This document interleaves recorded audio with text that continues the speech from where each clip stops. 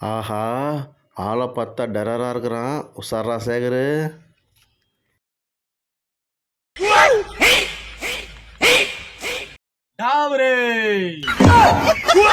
என்னது டாபரா? நமக்கே வா. அட ஒன்றும் இல்லைண்ணே, டாபர் ரெட் பேஸ்ட் ஒன்று கொடுண்ணே. இது என்னடா புதுசா இருக்கு? நம்ம கிட்டே வா. டாபரே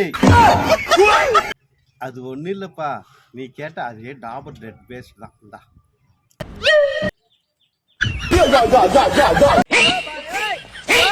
ஓகேவா? போடா போடா.